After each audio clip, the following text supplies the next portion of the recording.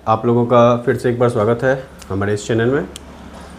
और आज हम लोग सीमो कोड के बारे में कुछ आगे की बातों पे डिस्कस करने वाले हैं, जहाँ पे हम लोगों ने सीमो कोड के बारे में बहुत सारा जानकारी ले लिया है।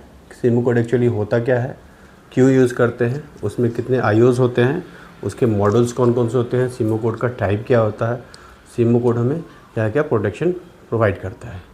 तो आज हम एक लेवल अप देखेंगे। इसमें आज का हमारा टॉपिक है सीमो code programming with basic data. ये पहला चैप्टर है इस पे।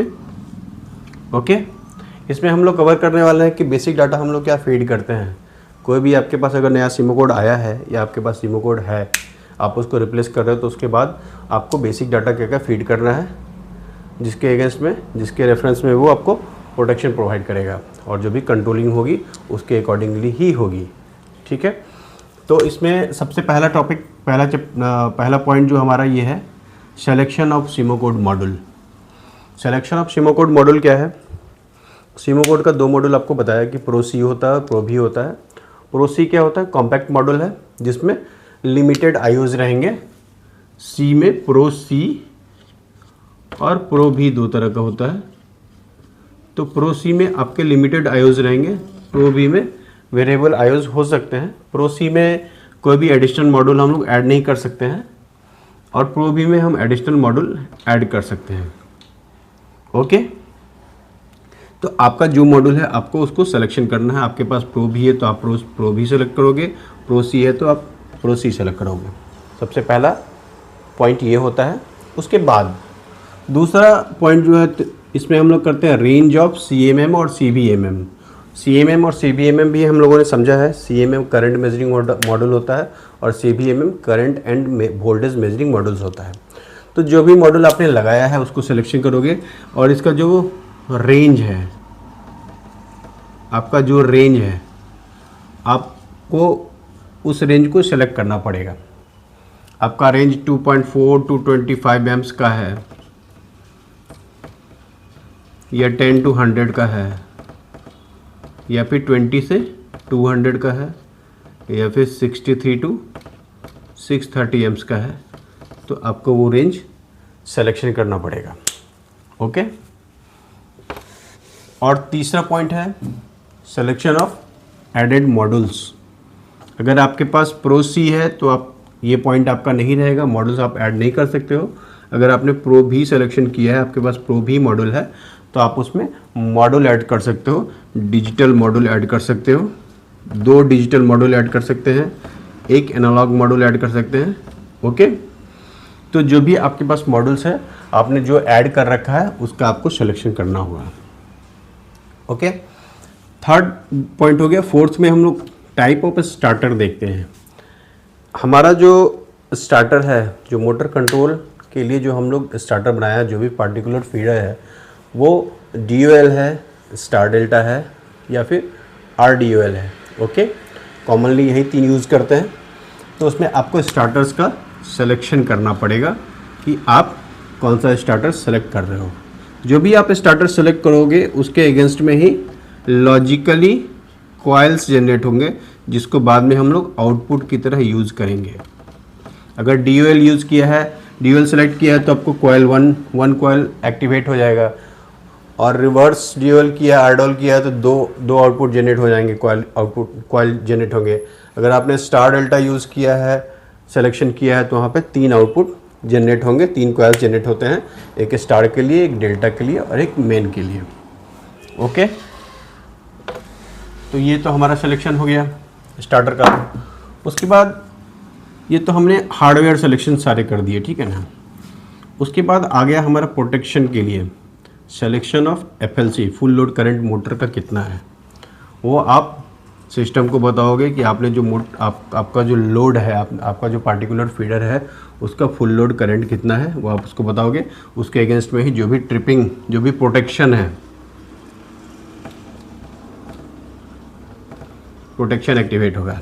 ओके, उसके बाद है सिलेक्शन ऑफ ट्रिपिंग क्लास, जो कि हम लोगों ने लास्ट 1-2 टॉपिक पहले हम लोगों ने डिस्कस किया है कि क्लास क्या होता है। ट्रिपिंग क्लास पे एक पार्टिकुलर सिंगल हम लोगों ने एक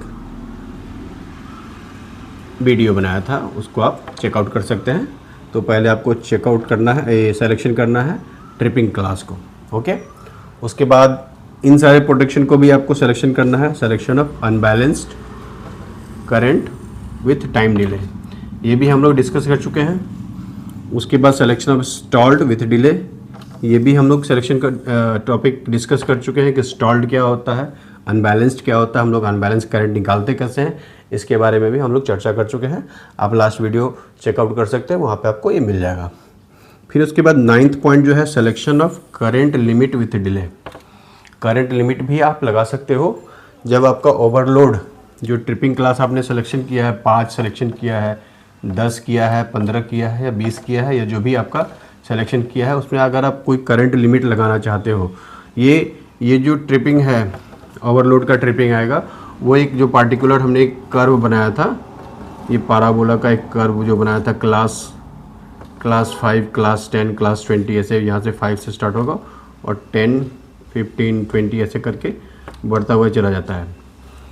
तो अगर इसके बीच का कोई रेंज हमको लेना है करंट लिमिट का, वो आपको करंट लिमिट में हम एक प्रोटेक्शन दे सकते हैं कि उससे कोई एक लिमिट सेट कर दिया, उससे अगर ज़्यादा कोई करंट फ्लो हो रहा है उस प्रोटेक्शन उस पार्टिकुलर मोटर में या पार्टिकुलर डिवाइस में, तो विथ डिले वो एक आपको प्रोटेक्शन प्रोवाइड कर देगा।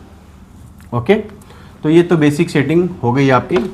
इसमें एक चीज़ और हम लोग डिस्कस करेंगे, अगर आपने हार्डवेयर का गलत सिलेक्शन किया है, जो भी हार्डवेयर सीमोकोड मॉडल का सिलेक्शन गलत हो गया, या तो करंट मेजरिंग मॉडल के रेंज का करंट मेजरिंग मॉडल या वोल्टेज मेजरिंग मॉडल है उसका रेंज का सिलेक्शन हो गया, या फिर आपने जो सिलेक्टेड मॉडल्स ऐड किए हैं वो आपने ऐड नहीं किया है, आपने यहाँ सेलेक्ट तो कर लिया है लेकिन आपने हार्डवेयर को कनेक्ट नहीं किया है, तो इस केस में एक आपको फॉल्ट जनरेट हो जाएगा।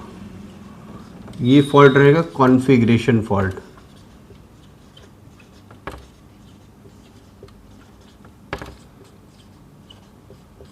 ये कॉन्फ़िगरेशन फॉल्ट आएगा। कॉन्फ़िगरेशन फॉल्ट मतलब आपने जो भी हार्डवेयर कनेक्ट किया है वो या तो सही से कनेक्ट नहीं हुआ है, या फिर आपने जो सिलेक्शन किया है वो रॉन्ग सिलेक्शन किया है, तो उस केस में आपको वो चेक करना पड़ेगा। बाद बाकी आपका जो ये ट्रिपिंग क्लास वाले हैं, जो ट्रिपिंग का हम लोगों ने ये सेट पॉइंट रखा है, आपने ट्रिपिंग क्लास ले लिया, अनबैलेंस ले लिया, स्टॉल ले लिया, करंट लिमिट ले लिया, तो इसके अगेंस्ट में ही आपको, इस केस में आपको ओवरलोड का एक फॉल्ट आ जाएगा, इसमें अनबैलेंस का फॉल्ट आ जाएगा, लिख कर आ जाएगा, इसमें ब्लॉकिंग या अनबैलेंस लिख के आएगा, इसमें आई ग्रेटर करके आ जाएगा।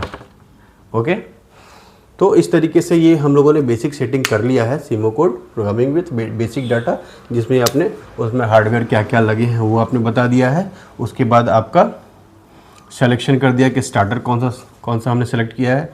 उसके बाद आपने प्रोटेक्शन के लिए फुल लोड करंट आपने सिलेक्शन कर दिया। उसके बाद ये प्रोटेक्शन को आप लोगों ने इनेबल कर दिया है। तो आज के टॉपिक में, आज के इस वीडियो में इतना ही। हम लोग आगे कुछ और डिस्कस करेंगे, जहाँ पे हम लोग कंट्रोल स्टेशन कैसे सिलेक्ट करते हैं। कंट्रोल स्टेशन सिलेक्ट करने के बाद फिर आगे हम लोग प्रोग्रामिंग में जाएंगे कि प्रोग्रामिंग कैसे करते हैं। उसमें आपका टाइमर क्या होता है, ऑन डिले टाइमर होता है, आपका इन्वर्टर्स वगैरह होते हैं, फिर आपका ट्रूथ टेबल होता है, उसमें ट्रूथ टेबल को कैसे यूज़ करते हैं, और कौन कौन से इनपुट को हम लोग को असाइन करना है, कौन कौन से आउटपुट को असाइन करना है, कैसे असाइन करना है, ये सब बातों की चर्चा करेंगे हम लोग अगले बड़ी वीडियो में। ओके, तो आशा करता हूँ कि ये जानकारी आपको अच्छी लगी होगी, तो जुड़े रहिएगा। Thank you.